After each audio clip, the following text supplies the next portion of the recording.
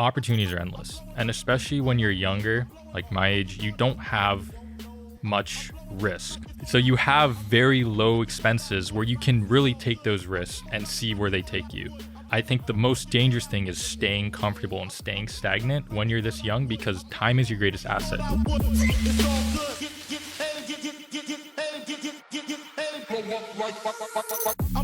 Welcome to the Deals in Aloha podcast, where we talk about real estate deals, hope to impact our audience, and spread aloha.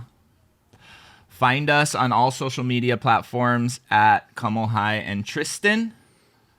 Let's go. Let's go. So today we have Josh Hooper, and he probably doesn't want me to say this, but I'm going to say it anyway. Hawaii's multimillionaire at age 22. Going to share his story of how he achieved that. So with no further ado, thanks for being here. Yeah, thanks for being here, man. Yeah, guys. I mean, it's an honor. The guys who come before me, I think, are, even on a different level. So me being here is already, I don't know. It's 22 and a multimillionaire. I don't get much better than that. Dude, I think our audience is just going to get massive value from this because you're gonna inspire like a generation that I don't think has a lot of people necessarily to look up to. Right. That they can actually like reach out and touch. They're like, oh shit, that kid is like my age. Like how they can relate more to that. So I mean, I don't even want to tell you what I was doing at 22. Dude, me at 22? Bruh, so crazy. But yeah, so let's just jump in. So how did you get into, I guess, entrepreneurship in general? Because before real estate, you were doing other things. I mean, when I very first started, I guess probably the way I was raised, in a sense, my mom always had her own company. Yeah. And she'd always kind of be screaming in my ear that, start your own company. You don't want to listen. You don't want to be told to do what to do for 40, 50 years of your life. Yeah. And my personality type is kind of that way where I really didn't like listening to other people. Like if I'd asked them a question growing up, it was more so I'm doing it anyways, but I'm asking for your approval to do it. Right. So I guess having that personality and, looking at the options coming out of high school of what I could really do, I just wanted to at least, try at the very minimum and see what happens. Yeah. So I went to college. I actually majored in engineering. I did graduate. No. Nice. He is a college graduate. Just recently, ladies and gentlemen, he is a college graduate. But my first semester, I went in and I was like, okay, this is going to be hard. Engineering, right? Yeah. It's supposed to be one of the harder majors. And after, three-ish months in, I'm like, this is just like high school. There's got to be something more. Really? Yeah. Okay. So I'm like, okay, let's find something else to do. And I stumbled across this, there's guys selling courses and running ads for all that. But I stumbled across one. It was like this business model called Amazon FBA. And that Christmas, after kind of divulging in that business model for 2 weeks, I asked my mom, I'm like, okay, can you just buy me this course for Christmas? That's all I want. Yeah. And she's like, okay, you're probably not going to do anything with it. I'm like, okay, but just buy it and let's see what happens. Yeah. So we bought the course, obsessed over that for probably a couple weeks, started, taking action, doing all the stuff that the course said. And, fast forward 6 months, I had my first product that I launched and it worked, That's crazy. Wow. From all the stuff, like, when people see other people selling stuff, it's kind of harder to trust that are they really looking out for my best interest or are they just trying to make their next $1,000, $5,000? So for me, that's why I don't really have anything to sell. I don't have a course or anything like that. I just talk to people, right? Yeah. But even then, I bought a course. I paid $1,000 for that course, and the return on that 1,000 was, substantial, 500-fold of what that was. Right. So great investment. Investing in your education, right? It's probably the best ROI you can ever get, and it's where nobody wants to spend their money because they want instant fulfillment, right? Yeah. Yes. God, that's so important. I mean, I can't even tell you how many thousands and thousands of dollars we've spent and will continue to spend on like mentorship and education and just getting in the right room, always learning, always growing. You know what I mean? And yours will cost you $1,000 and it changed the entire trajectory of your life. So do you still have that? So that was an Amazon store. Yes. Okay. So I still do run it to this day. I'll be honest, I kind of put it in the back seat in a sense, but it still cash flows very well. And the thing about businesses compared to, holding real estate is businesses, the primary goal is really cash flow. For me, real estate cash flow is kind of just one of the benefits, but businesses cash flow so much more based on your ROI because normally, you're putting in effort to get that money back. Yeah. And yeah, I'd say at least every year we're in the six figures bare minimum. Wow. And it's 90% passive with the business model. I'm not shipping anything out. Amazon handles all the fulfillment and all of that. All I have to do is source product and get it sold. So, dude, that's so cool. So how many people are on that team? It's just you. it's just me. That's so crazy. The good thing about it is with that business model, your team on the fulfillment side is literally Amazon. Yeah. So you have no overhead in a sense. But it is, very competitive on my side with, other FBA sellers. But if you can master that just one or two techniques, the rest of it's handled. It's not like you're running a full-fledged, fulfillment, everything. That would honestly stress me out. Yeah. Crazy. So you've kind of always been entrepreneurial. Like you had your mom who had her own business. So like kind of growing up, that seemed like a normal thing for I'd you say, to do. yeah. So actually, my very, very first company, I was 13. It was a terrible company, by the way. 13. It was a good experience. So I loved fish when I was probably 10 to 12ish. Actually, probably younger than 13. 10 Fish? yeah. So Okay. I used to breed fish, like freshwater fish, cichlids. Yeah. Those Yeah. things, and I'd sell them on Craigslist. No And I'd way. make money that way. So Wow. terrible business, probably the worst ROI ever. But it was the first company, and That's classic. it was, So it truly was ingrained in you at a very young age. in a sense, yeah. I feel like I can relate to that because my dad was an entrepreneur his entire life too. So it's like all I saw growing up was him, being his own boss and all of that. So it was ingrained in both of us. But I wasn't starting businesses at 13. Yeah. Neither was I. But and then when I'm listening to you talk, it almost seems like, so I mean, just from our conversation, I can tell you're a smart person, right? Like you just said you got into college and it felt like high school again. Yeah. So it was almost like you were forced into finding things that were hard to do, or like you pushed yourself to find a challenge. So has it always been kind of like that, like things that come easy. Yeah, come easier and you get bored. Yes, that's actually, I'd say, the number one problem I have. And probably Kamai has the same it's problem. the exact same thing. Yeah. I talk to Corey about it all the time. He's like, dude, like things just, it's good and bad, Yeah. but it's still good. And I'm going to ride the good wave all the way to the grave if I have to. Totally.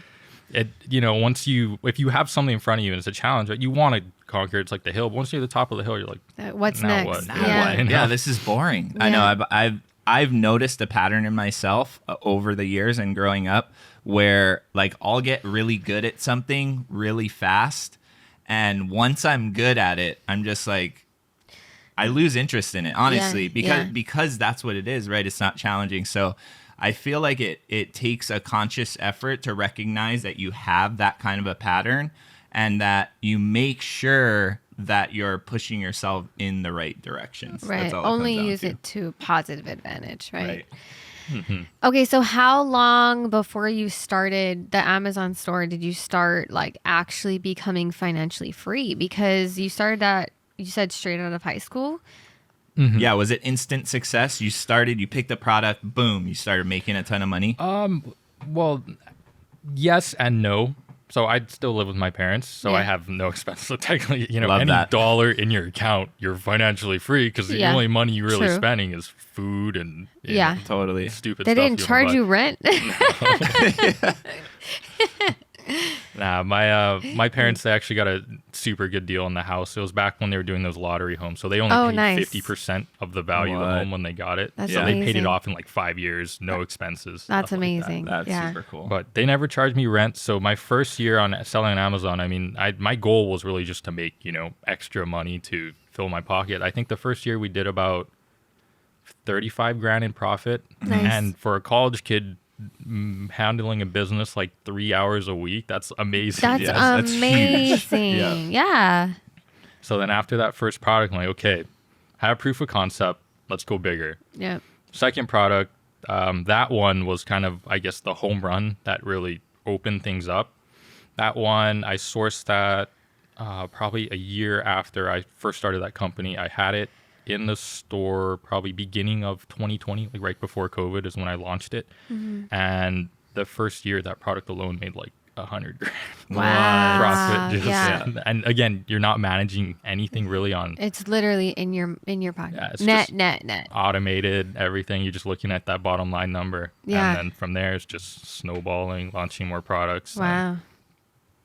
Yeah, it's super cool. So, I mean, we see all of these like Amazon FBA things on Tons. social media, like all these real estate gurus too. They're like selling Amazon stores.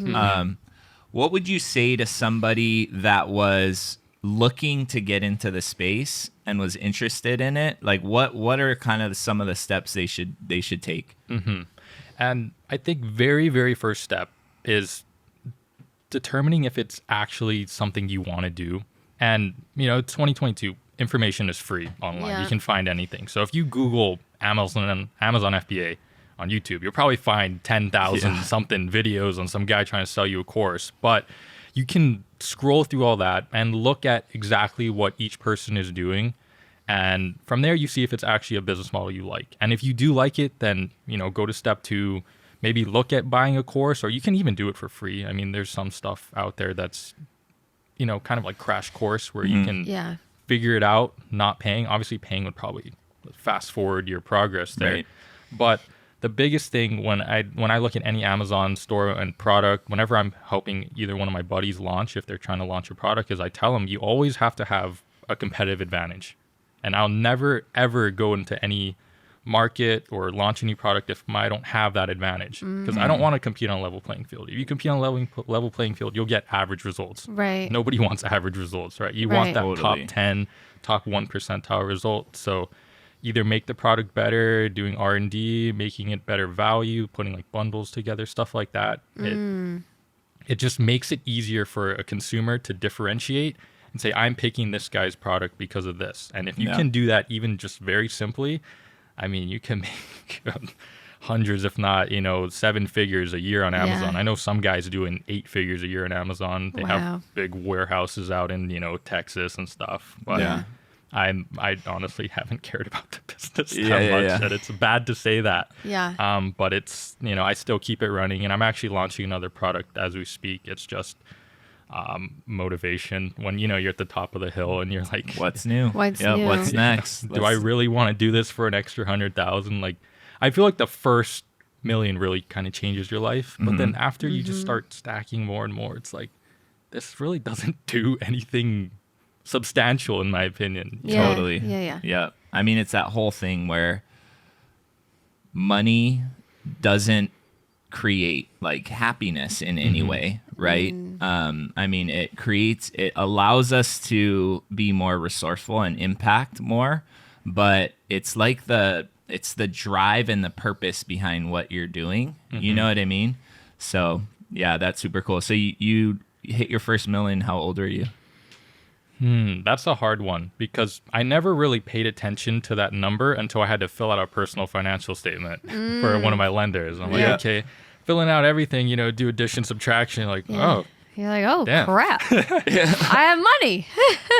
And even funnier on top of that, I was talking to a broker recently, and I actually severely undervalued my Amazon company. So I Yeah. probably had that quote unquote million A long lot time sooner. before that. sooner before I even thought. So Yeah. that company alone, even as is worth close to that $1 million number. Yeah. And my next goal actually, I think with Amazon is not even to scale to make more cash flow, but I'm going to build out the brand and just sell the company for like 5-7 million. Dude, Super that's smart. cool. Super smart. Super cool. So you do plan on exiting that company? I think so, yeah. With just the numbers that look like the bottom line looks great. All I have to do is build out kind of, like building a brand. You have like filler products in a sense to complete the line. And then from there, you just dispo and I guess enjoy the 5 million or whatever you want to do. Well, just on to the next thing. I feel or like you build another one and then do it again. Just recreate everything. Well, I think that's entrepreneurship in a nutshell, right? Is creating businesses that cash flow for you and then building more and more and more and more. It's never building one and staying stuck in it. I feel like the entrepreneurial soul just can't do that. Definitely. It's like you die if you stay in one spot. So, okay, so you built out Amazon, you made $1 million. I mean, still, it's kind of functioning on its own, but you still wanted more. Is that what kind of led you down that path to real estate? How did you stumble into real estate? Yeah, for sure. So I'd say I was 2020, year of COVID, right? So once that semester stayed home. So I had nothing to do, even on top of already not even having too much of a workload. Yeah. So have this company, only have to manage it a couple hours a week. I'm like, okay, we're making money. There's got to be more than just making money off and Amazon. sitting at home. Yeah. Living, What a problem. What do I spend this money on? Like what do I do now? That's classic. And then we read books all the time. So we read Rich Dad Poor Dad, and kind of classic for like everybody that has read that book. Right. And in the book, he's like, buy real estate. Okay, buy real estate, but you didn't tell me how. Yeah. And I love Robert Kiyosaki for that. He always tells people what to do, but he never really gives them the how. Yeah. And he's like, go figure it out. Yeah. You communist. So I'm like, okay, how do I buy real estate? My mom has connections kind of in the industry. Again, she used to be a private money lender. Yeah. So she gave Corey a call one day, and Corey's like, nobody really asked this, and I normally don't do this for people, but let me meet him. So I think the next week I'd show up in Corey's office, never knew the dude once. I was like, oh, this dude's kind of cool, I guess. You're like, hey, teach me something. Yeah. That's classic. So I think, after that, our relationship grew. We kind of hit it off pretty well. And he taught me, I'd say 80% of what I know, just one-on-one. And the thing I liked about Corey is before he even went into any of the real estate stuff, he really focused on the people side of the business and how, we always have to, people over profits is what they always say, right? Totally. Yeah. And having that very first from a guy at his level of success was, I think, really important to instill in me, just because I was so young. When you're young, you just chase money. Yeah, you're hustling, like So I think that morally really helped first before we got into the business side. And then from there, you just, started doing business and buying houses, I guess. Dude, that's Wow. so cool. Yeah, no, I mean, finding a mentor is critical, right? And then finding a mentor that will literally pour into you on an individual level is life-changing. And it sounds like it was that way for you. And you got a good mentor. So for everybody that doesn't know, Corey Namoto, he's actually one of our mentors. He lent on one of our first deals ever. But he's a real estate investor. He also owns a hard money lending company. And he was on one of the previous... He was on one of the previous podcasts. Go check it out. Go watch it. Yeah. Go watch it wherever it is. There. But yeah, that's one thing that I've always been drawn to with Corey as well. And it's, yes, he's accomplished a lot, and he's young too. Yeah. For how old he is, he's accomplished a lot in the real estate space. But more than that, he's like a good, solid person. Yeah, his moral compass is sound. Yeah, exactly. Yeah. And I feel like that's so important in when you're finding somebody to mentor you, right? So you lucked out. Your mom made the introduction. Yeah. But you got a good mentor right off the bat. Mother knows best. I think it was lucky, because some people, they get a bad taste in the industry with the first person they meet, and they're just completely against it after that. Yeah. I mean, we can relate to getting a bad taste in our mouth when we first started in real estate. People can be vicious, especially when you start reaching a certain level of success and you start making a lot of money. It only really amplifies who you truly are as a human. And so the fact that you got mentored by a person that is genuinely good in their heart and their soul, it will leave a lasting impact on you. So he told you just go buy some houses. Well, I mean, not in a sense. I mean, he taught me, from when I started, again, all I did was read Rich Dad Poor. I had no idea how to do deal analysis. I had no idea how to look at a property. And, he taught me basically A through Z on that side, how to do it, how to run numbers, everything. Just, it's hard to just say what he taught because it's just so much. But I think he gave me all the tools I needed. And then everything else on top of that was just, from meeting other people was just kind of, what is it? The word I'm looking for. I'm not that great in English. Icing on the cake. Yeah. That's the right one. Yeah.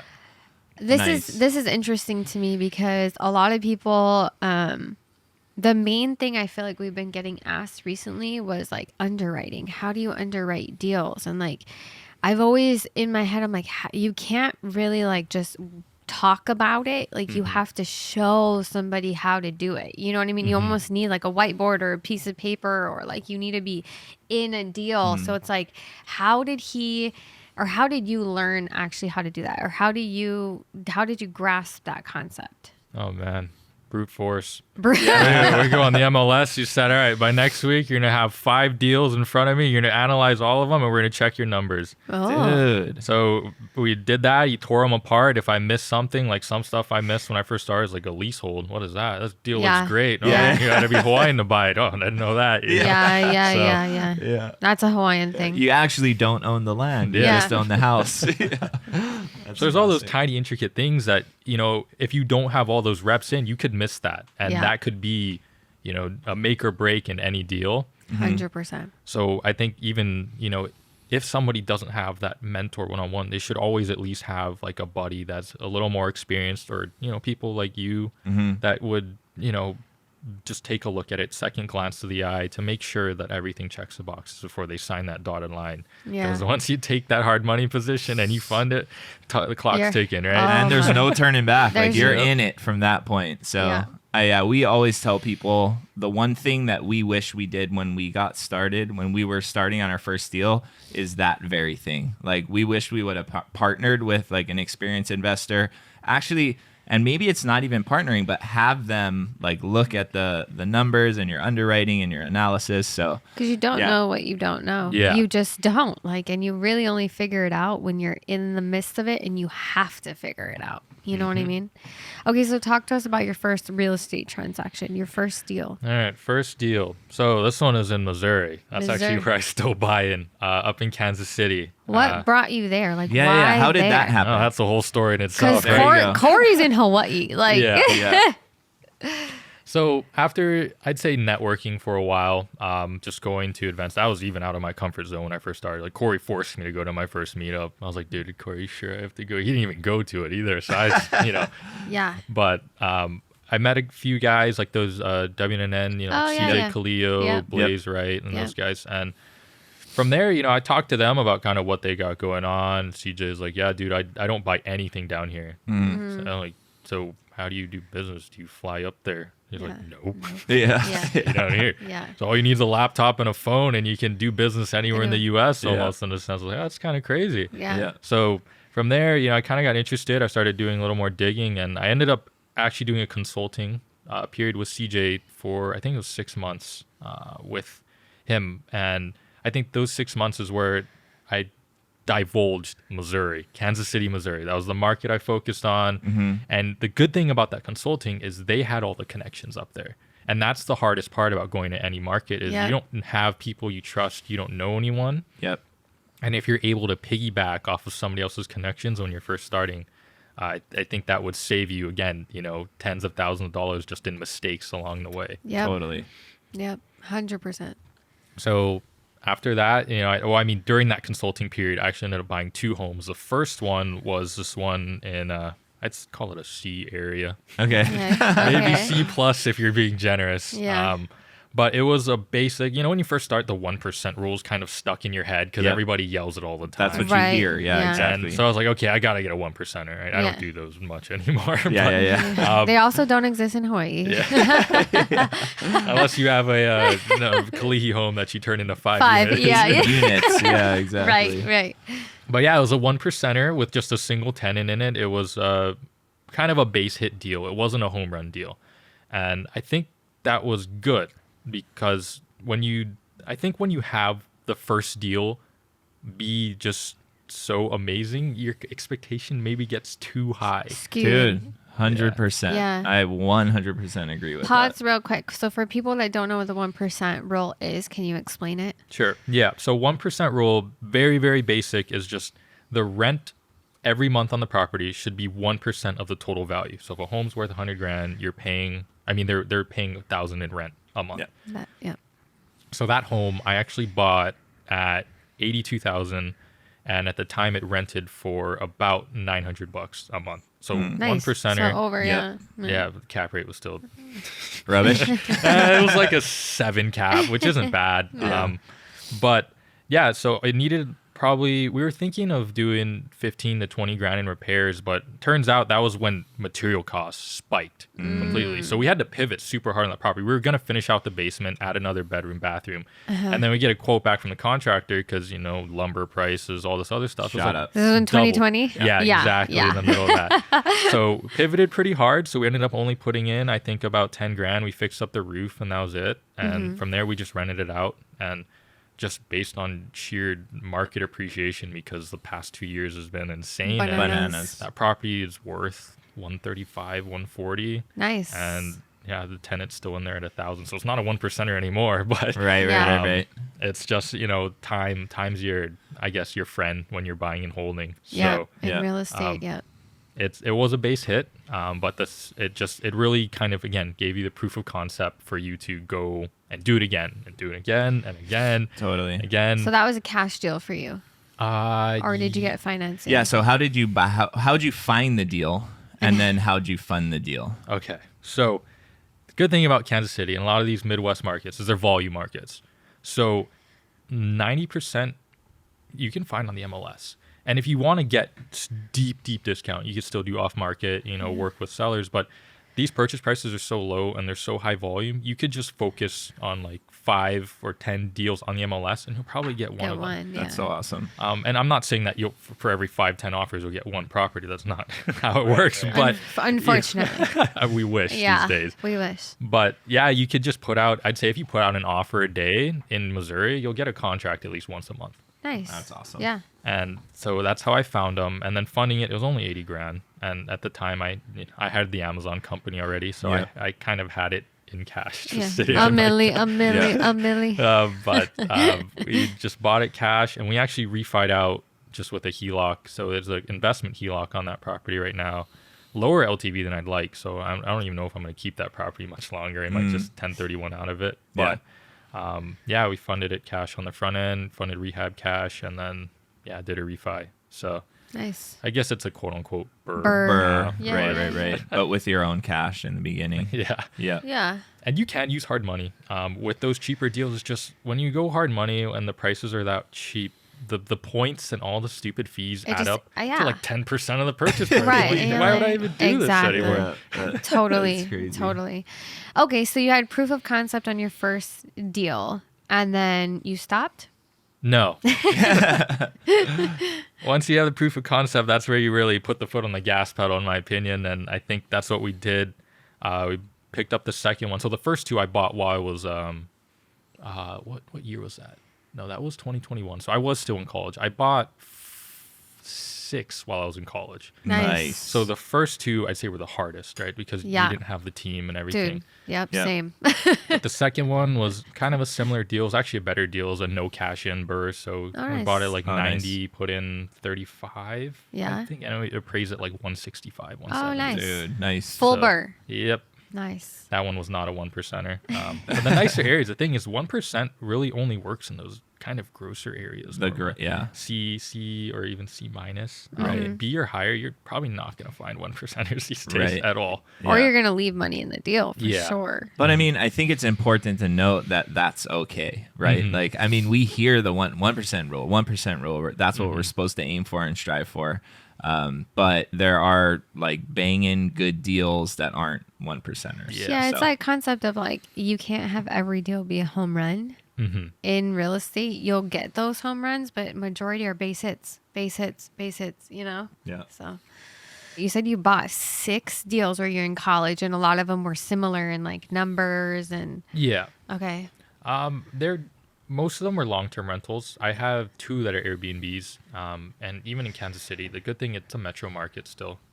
So you still have traffic coming in and out. And the numbers aren't as juicy as here in Hawaii with, 90% occupancy. Right. And all...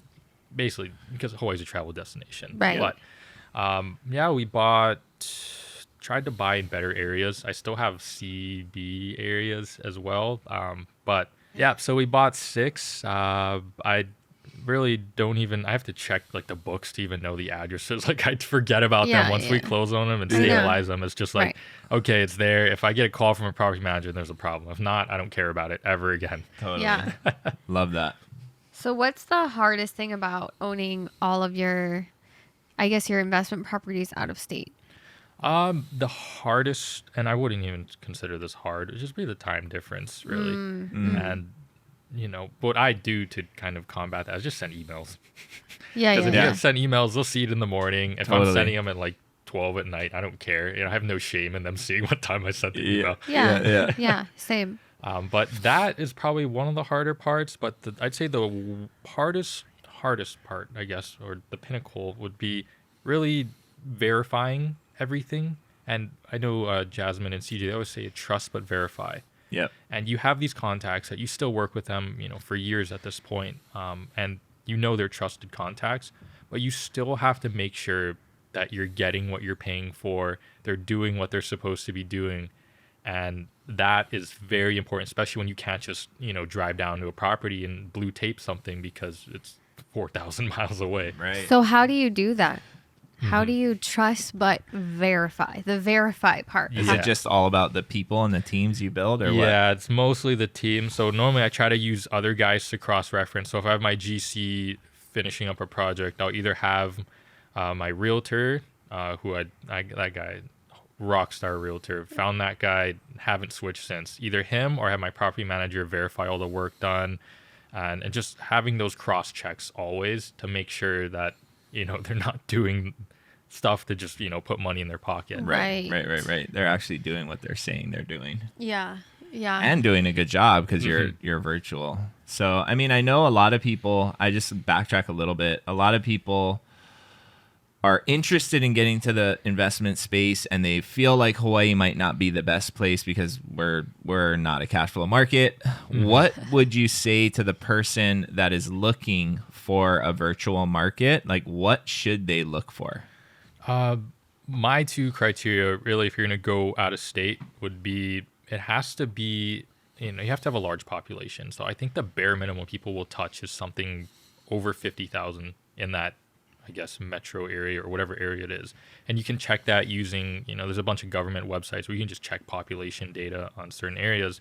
But it also has to be reasonably cheap at the same time, because, I mean, even out of state, you're going to go to Nevada right now, you can buy a home maybe for $600,000. It's not going to rent for anything close to $6,000 a month. Right. Totally. So that rent to price ratio is still really important. And I guess the 1% would kind of come back again. But it's really capitalization rate that is the most important metric, in my opinion. Okay. So what is that? Yeah. Can you just give like a high level overview kind of of what cap rate is? So cap rate is your net operating income divided by the value of the property. So net operating income is all your gross rents, all your gross income, and then you subtract all your expenses, whether that's property management, vacancy, maintenance, any owner paid utilities, stuff like that. And then you have your NOI. That's how much money is actually coming to you and every month before you pay your mortgage and stuff. Got it. That's, NOI discludes your mortgage payment. You divide that by your purchase price or whatever value the property you think it is, and that's your cap rate. And normally, once you kind of get to the higher levels, that's what all the guys are going off of, because it's really the actual tail metric of the property, how it performs compared to just a percentage or something along those lines. So in Kansas City, a single family home has a cap rate from about 6 to 7%, which is actually really, really good compared to, median, or even here in Hawaii, I think your cap rate is probably like 2%. Or Yeah, 3%. like a lot lower. And when you go to multifamily, you can even make that higher and higher. And even in, commercial real estate, which some of my buddies like Ellard and those guys are going into. And the good thing about that commercial space too is you can cap compress, where you can buy it at this high cap rate, and then the trading price and where you can sell it. And that's how you do a commercial burr in a sense. Love it. But yeah, when you're picking a market, just cap rate's really important, and just the area. You want to stay, and I don't want to try to get political on here, but red states are a lot more landlord friendly. Yeah. And those are the kind of states you want to be in, because you don't want to be spending 70 grand on an eviction, because that will ruin your entire bottom line. Totally. Yeah. So cap rates are different in different areas though, right? So like, how do people know if they're getting a good cap rate? That again is market specific. So Right. it's going to be, it really is acclimating yourself to one market. So my personal opinion is when people are jumping around from market to market and buying, I'm buying a property in Pittsburgh. Tomorrow I'm buying one in, Kentucky. I'm like, you can do that. But you're going to spend a lot of time building teams and understanding markets, where I think you could save a lot of time just focusing on maybe 1, 2, or 3 markets that you genuinely like and that so you're getting a good deal for that area. Right. Because even in Kansas City, there's some areas you can buy a house for 30 grand, but there's a reason it's 30 But grand. it's Right. rubbish. Yeah. Like your tenants turnover is gonna be every month. You might have like gunshot holes in your windows and stuff like that, where D areas, F areas, you don't want to be anywhere near them, even if the numbers look juicy. And some guys make a business out of just buying those areas too, but it's a completely different business model, and it's not very passive. I don't know what they call them. They call them like strong arm landlords or something along those lines. Yeah. Yep. I've heard of that before. That's crazy. Yeah. So, I mean, I guess, why long-term rentals? Like, why? I mean, because I know Corey, and Corey was like heavily, he was a big fix and flipper. They were flipping like A lot. 23 houses at a time at one point in Hawaii. And so what made you choose to go like the longer term rental route? Brother needed depreciation. I mean, yes. I think the real benefits, and I think in real estate, are really on the buy and hold side. The fix and flip side is very good for building capital. But you will get taxed to hell if you just stay on that side. And when you go to long term, there's all these other benefits, like you get appreciation, depreciation, tax write-offs, debt pay down, all of this stuff that you won't get just flipping, because flipping is almost like you're a stock trader almost. Oh yeah. Full-time gig. Dude, it's a lot of active, risk. active. But on the buy and hold side, you're really putting in that work once. Same thing, kind of like a flipper almost in a sense. Totally. But once you have it stabilized, you forget about it and you keep it.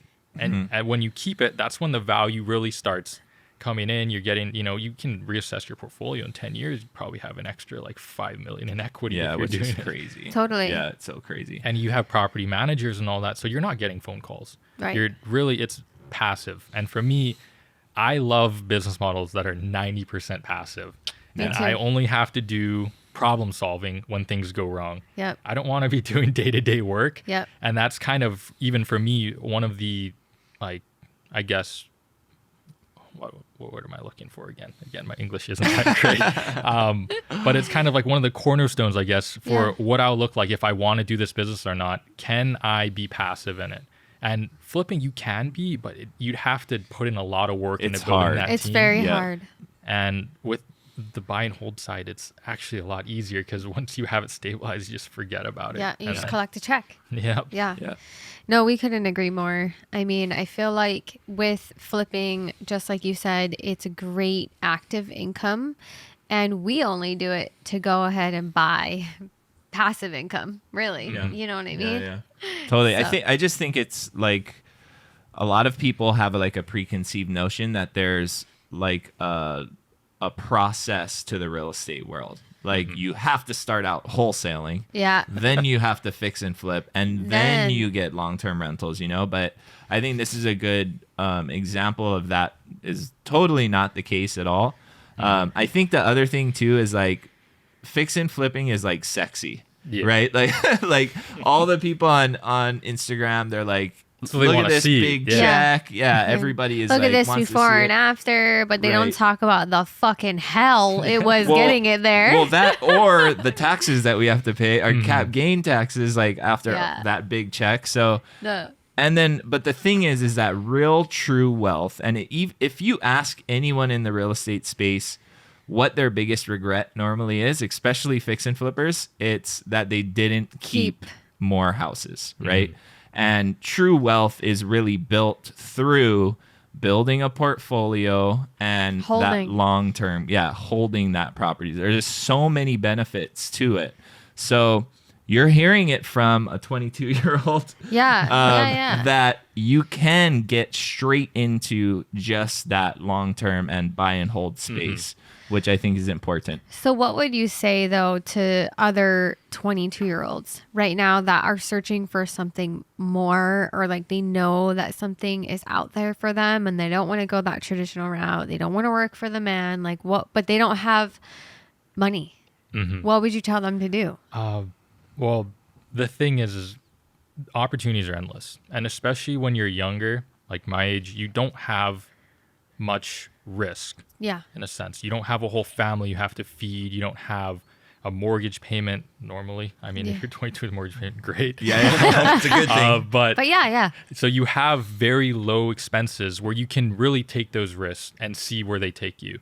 I think the most dangerous thing is staying comfortable and staying stagnant when you're this young, because time is your greatest asset.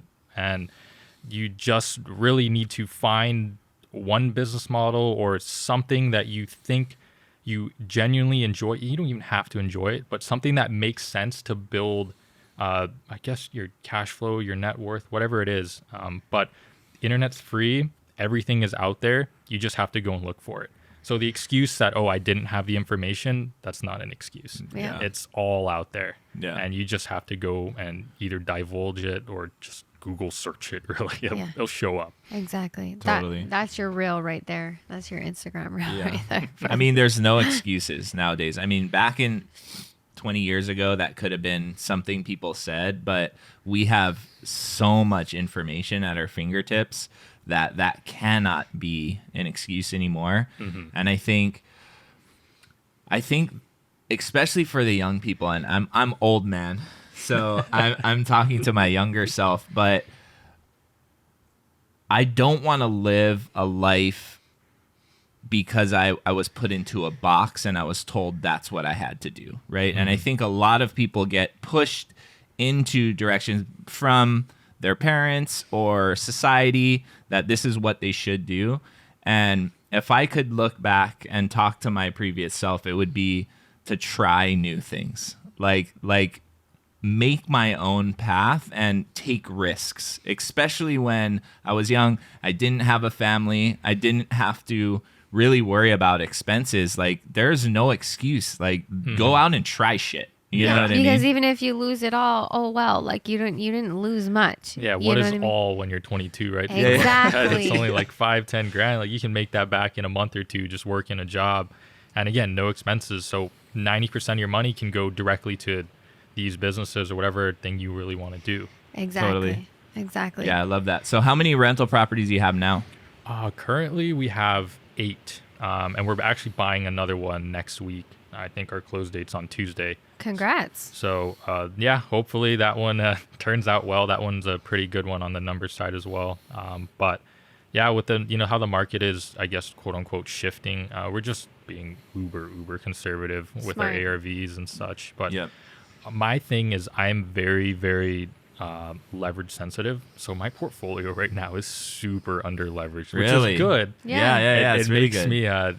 me, sleep better at night, less gray hairs. But yeah, and I'd always talk to, Blaze and Daniel and them. They're like, yeah, you're trading risk for, I guess, that comfort. I mean, ROI for that comfort. And I'm like, Totally. that's cool. We Yeah. have the money there. Right. And I'd rather just sleep on it. So our portfolio LTV is like less than 50% right Oh, now. no Wow. way. So That's the equity crazy. in that is huge as well. Yeah. And it's just, it helps us sleep well at night. But this one is going to be a full-on burr. We're looking at all in, I think about 160 should be worth 200, 215. So Nice. it's just a simple base hit deal. Yeah, But yeah. Love that. I get bullied by Daniel and them saying that, oh, dude, you're just doing all these peanut deals. You gotta do bigger deals. And Well, all your Go at your own pace. all your friends Go are at your doing own like pace. commercial. Ellard's doing like big commercial deals. Daniel doing big Yeah. commercial deals. Yeah. And a lot of people in your market. Yeah. And all CG And those guys. are the types of people you want to surround yourself with. Yes. You never want to be the biggest fish in, the small tank, right? You want to be Totally. feeling. I like to go into meetings feeling like I'm an idiot when I come out of them, more so than be like, oh, these guys don't know what they're talking about. 100%. And why is that?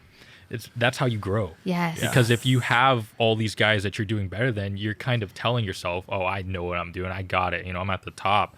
And I think having those guys that you can see how much bigger stuff they're doing really gives you kind of, I guess, motivation and gets rid of those limiting beliefs like Daniel can do it. I can do it too. Totally. That's my Exactly. buddy. Yep, yep, Exactly. yep. Yeah.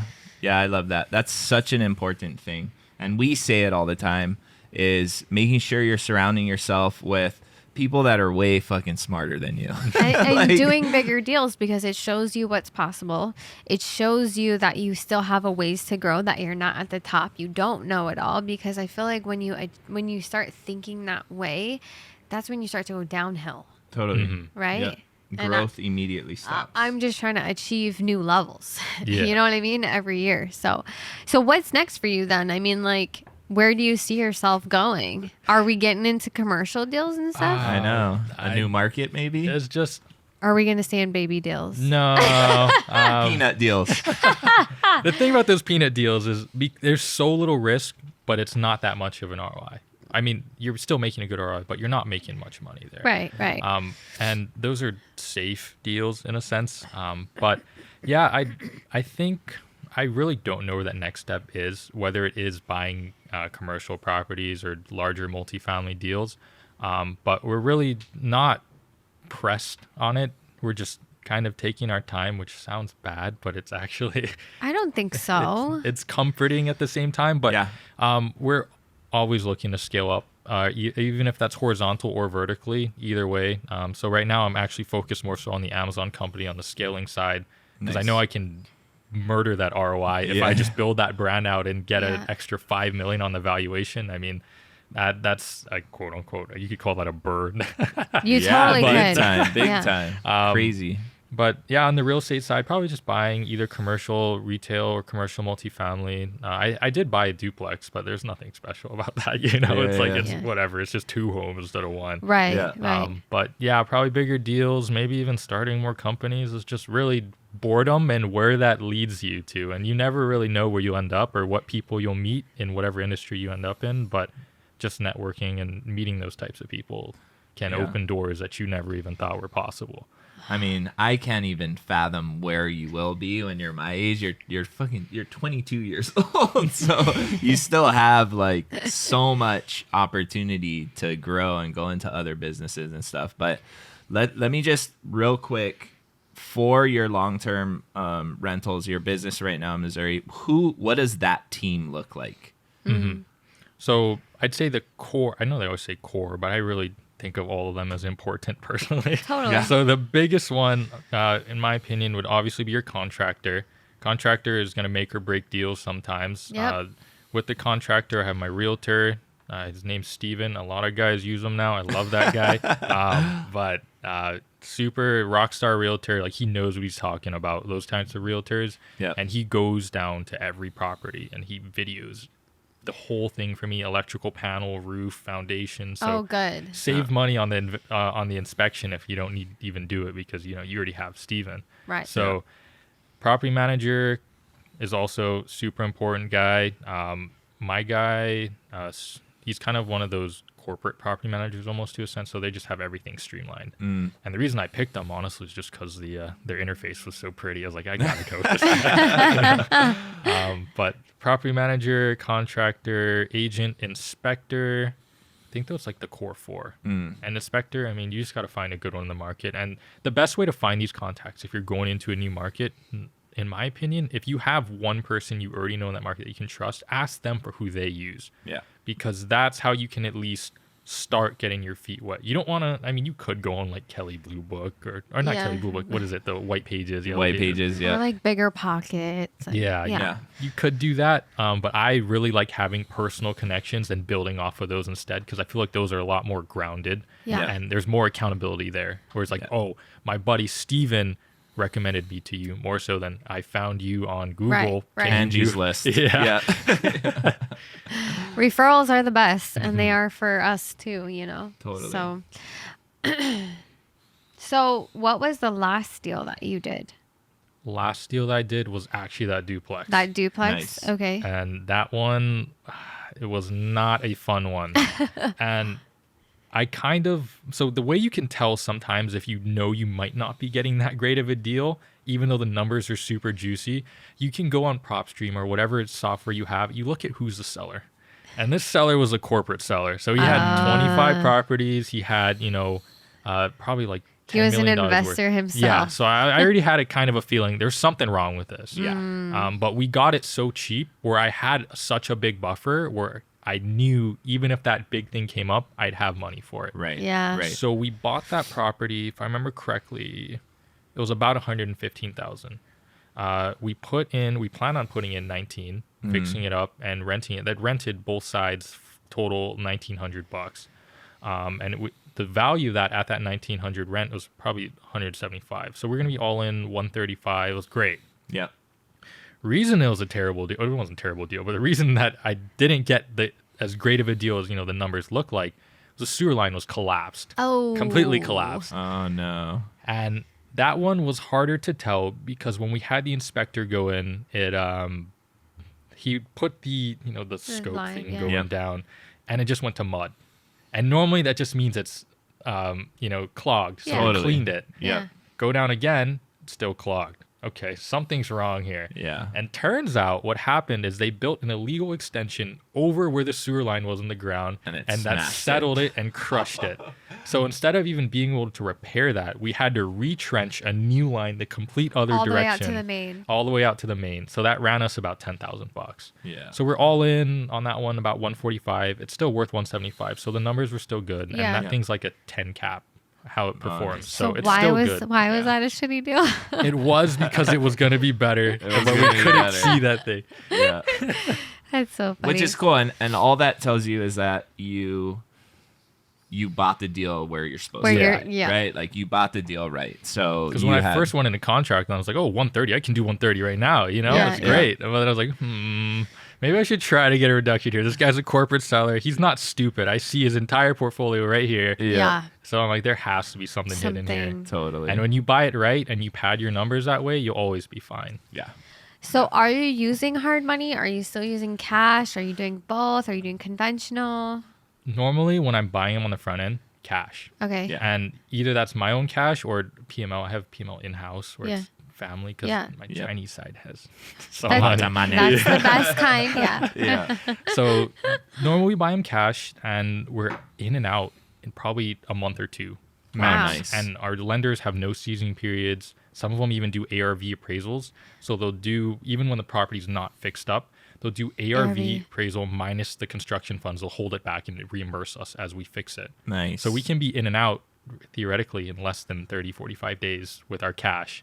And that Crazy. makes it super easy to just recycle if we really need to. And so Right. who are you using when you go to refi out? Are they like local banks? Are they? Small local banks. Those are the best ones by Yeah. far. The You, corporate you guys, heard it here. Small local banks. the corporate guys, there's so much red tape when you're dealing with all these Totally. big boys, and they're like, oh, we're gonna need your blood type, we're Yeah, gonna need this yeah, and that. I'm like, yeah. dude, I the don't have property- any of that. But the small banks, even some of them, I wouldn't consider it like subprime or anything, but they do common sense underwriting. Yeah. Mm-hmm. Well, they'll actually look at what you're making, because my problem was when I was dealing with all these corporate guys, I'd be writing off a lot off my other companies. Yeah. And with that being, my taxable income is significantly lower. You're in the poverty level. Yeah. So on paper, I look dirt poor. Yeah. yes, And Same. when they they go look at my tax returns, like, we can't give you this You're loan. you're not fundable. Yeah. yeah, But with those smaller banks, even when they're going off DTI, they'll still give me the loan because I'll show them my actual profit loss compared to my tax return. And they're like, okay, that's cool. Yeah, that makes sense. It makes perfect sense. Exactly. I think it's just 08 scared too many people, so now they're going all red tape everywhere. I want to talk to you about age being an advantage. And like, how was that when you first started in both industries, right? In real estate and in Amazon, with older people, more experienced people being like, look at this kid trying to do stuff. And how did you overcome that? Because I had to overcome that. Being like I think I was 22 or 23 when I started my first business too. And it was rough. Yeah. Didn't people look at you more like you don't know what the hell you're doing kind of a thing? Absolutely. And then I don't want to bring gender into it. But being a young female made it like 10 times harder. So like, how was that for you? Is it something that you still deal with? And like, how can you use it to your advantage? Because I think it deters a lot of young people from stepping into, because they feel like, oh my God, these real estate people, or you know what I mean? I'd say for the Amazon side, it wasn't that bad because I didn't have to deal with people. Totally. It was all virtual. Yeah. So I could have told them my name was Steve and I lived in Arizona. They wouldn't know They're that like, either. cool. Nice. As long as you're paying us money, we don't care. Right. So that business didn't really matter at all because everyone in the e-commerce world is lone wolf. Yeah. And nobody really works with each other. Yeah. Because I don't know if it's greed or people just like being more efficient, but you really actually don't need to unless you need more capital. And so in that business, nobody knew who I was. I had no face. It was just my company ran and I took the profit, which wasn't bad. But when I went to the real estate space, you got to go to meetups and all this stuff. Yeah. And, even to this day, I get like, you look like you're 19, bro. Yeah. What are you doing? Like, okay, Did your mom give you permission to be here? You Actually, know what I mean? Yeah. Tay told me the first time I came to you guys' I think it was the first mastermind I showed up to you guys. Tay said when I walked in the room, she was saying, whose little brother is this showing up? That's so funny. It's classic. But yeah, I've never really tried to think about it unless other people bring it up. Yeah. I do think it's an advantage. And sometimes I think it's how you think of it sometimes. Yeah. Too. So if you use your age as kind of an excuse, if you use anything as an excuse, it'll always hold you down. 100%. But if you just, I never really think about it to a sense where I just talk to people like you, like we're just, peers or friends. Yep. And normally after meeting people, like age, it just goes out the window. They don't care. Once they talk to you and they see how literate you are, and they know what you're doing, they're like, wow, this kid, I wish I was your age. I get that every single time. I'm sure you do, yeah. Totally. But yeah, I'd say when I'm first networking, it is kind of, like, what the hell is this kid doing next to me? Or like, he doesn't know what he's talking about. Yeah. But once we start talking or I introduce myself, I don't think age is really too bad of an issue. And in Missouri, again, it's virtual, so they don't see me. Some of the guys don't know I'm 22. I don't know if I'm ever going to tell them. Yeah. No need to. Yeah. I agree. No, 100%. I think it starts with your knowledge base and being able to articulate what you know, and then just showing up and having conversations. And then over time, people, they're like, oh, yeah, they do know what they're talking about. And age doesn't matter. You know what I mean? I don't think it does either. It's, do you know your shit? And if you do and you can articulate that, then you're going to be respected. You know, and if you provide value, they don't care how old you are. If you're a 12-year-old wholesaling $5 million a year, dude, some big I will buy your deal. Buy all your deals, right? I don't care how old you are. Exactly. If you got it, you got it. Exactly. So don't let age hold you back. Yeah, age is just a number. I know you hear that all the time, but it is so true. And it's an advantage too. Yes. Nice. No, totally. Because if anything, when he said it, when you're his age, you guys are 20 years apart. Like, you're going to be leaps and bounds ahead of where we are. You know what I mean? Because you started so much younger. Totally. Like, now we just got to work that much harder because we don't have as much time as you do. Right. Now you guys got it going on. You ain't got to worry about that. Levels. Okay. So, in your vast experience of life, what has been the biggest struggle when it comes to like business, real estate, or Amazon?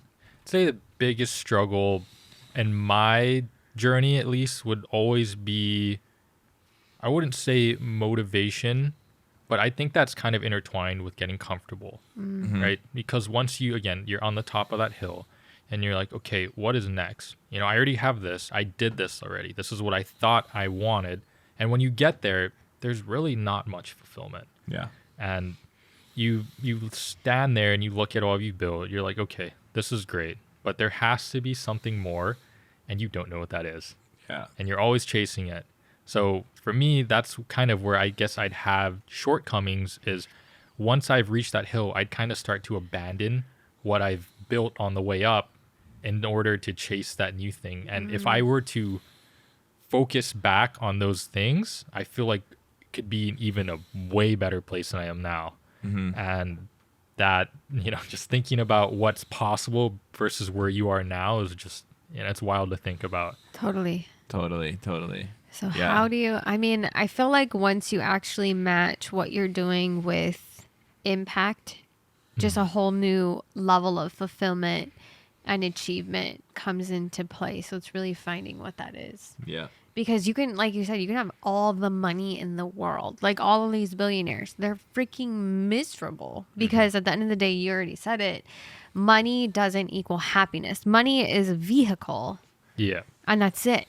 So it's like, what are you doing with the car that you chose? You know what I mean? What direction are you driving in with the money that you have? So Yeah.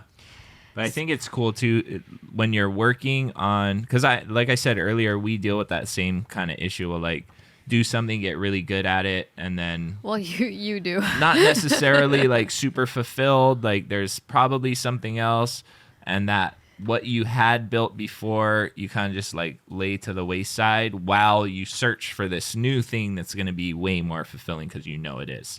But if those things that you have built over that time are good, important things that potentially can benefit you like a lot, right? So it's how do you make sure that all of those things that you've built keep going and running and growing while you search for, you know, the next new thing. So yeah. I guess what is it? What's the next new thing for you? Dude, I know we I asked know. that question, but I'm super interested to follow your journey. I mean, I'm glad that we run in all the same circles. So I'm really interested to see what that next thing is. Me too. Yep. We'll figure it out. He's like, I'm not sure yet. Or To I be know, but I'm determined. not sharing it Yeah, with I you think yet. that's really what it is you kind of know and you're just trying to solidify it before So my you. thing's always been like, if I talk about something before it's like done, it normally goes to shit. Really? that's- Are you Yeah. superstitious? I don't know if I'm superstitious, but I always have that, and more than half the time it happens. So I always try to be like, okay, I'm not going to tell anyone that we did this until it's done, and we'll Got it. show them how we did it. But Ah. if it's not done, it's not done yet. It's not. And if I Okay. start talking about it, boom, it just Blows implodes. up. Okay, so he is obviously working on something. That's And we'll just classic. have to wait to see what it is. But I guess in wrapping up, like what impact do you want to leave with the audience? I'd say anything you want to do is possible if you're consistent and you're creative and you're motivated. And you don't have to be motivated every day, but if you work on something consistently and get that 1% better that people say, you will find results. And the problem is with most people, they'll give up after 2 or 3 weeks because they think it's just I start working and it starts happening. And a lot of times there's that launch phase where nothing happens. Yep. And you're working your ass off. But if you stay consistent and you keep hammering away at that craft, you will find results regardless. Yep. And I think not enough people find those results because they're just never consistent, and they just give up and they swap to the next thing, and it's terrible in my opinion. And I think if they just do, Yeah. you just have to be consistent, build it into a habit. I know there's books about that, but Yeah. really building those positive habits that will snowball everything you worked on into what you wanted, and you'll get there. And it's not a if, it's a when, if you stay consistent. Yeah. Yep. I love that. I mean, we talk about this all the time, but it's crazy because people start doing stuff and it's instant gratification. They want it right away. The worst thing is that I see happening is people will give up right before it's gonna work for them. You know what I mean? So like, I agree. Stay consistent. Take that action. Eventually, if you're doing that, then you will see results. And some people even say it's like a veil between success and failure, and it's really just a curtain, and you can fall through it or some way, but it's literally that much is separating success from failure, and you just have to keep going at it. Yeah, couldn't agree more. And it really is that simple. I think we're the only ones that complicate it with our stupid like emotions and self-defeating thought and all that stuff. It really is that simple. So you heard it here. If you want to be a millionaire at 22, be consistent. Be consistent. Yeah. Where can people find you? Do you want to be found? Yeah, so I mean, I have an Instagram. I probably post one thing every 2 years. So go and blow him up on social media. Yeah, I have. I think it's Josh.Hooper with 3 O's in the Hooper. But I'm always available on there. I just really don't post anything. So like, if you want to shoot me a DM for sure. You know, I'm just kind of a lot more low key about my business stuff than I should be. So I'm working on that. Maybe I'll start posting more, but. I'm telling you, you have so much to offer. You can inspire so many people. The younger generation needs to know that that people are doing these things at your age and that it's possible, especially being from Hawaii. Dude, you have to share your story. And that's why we had him on the podcast. Right. Starting now. Yep. This is out of my comfort zone. Even this, you know, like I don't really go out there all too often. I just like meeting people kind of one-on-one. But this is great too. Love it. No, thanks for being here. This was fun. Yeah, your story is very inspiring for even an old foot like even this an guy. old foot like me. I was telling her, like, I was excited for this podcast because I feel like I know your story on like a surface level. But yeah, I mean, it's funny because all the older people now, like we all have kids, and we're like, we want our kids to be like Josh when they grow up. Oh my gosh, I know. I can't even tell you how many people have said that. Be like, well, what is Josh doing? Or like, what is Josh doing? It's so funny. So, but yeah, thanks for coming on, dude. We really appreciate you. And well, that's it. Peace. Yeah, thanks for having me. Blow up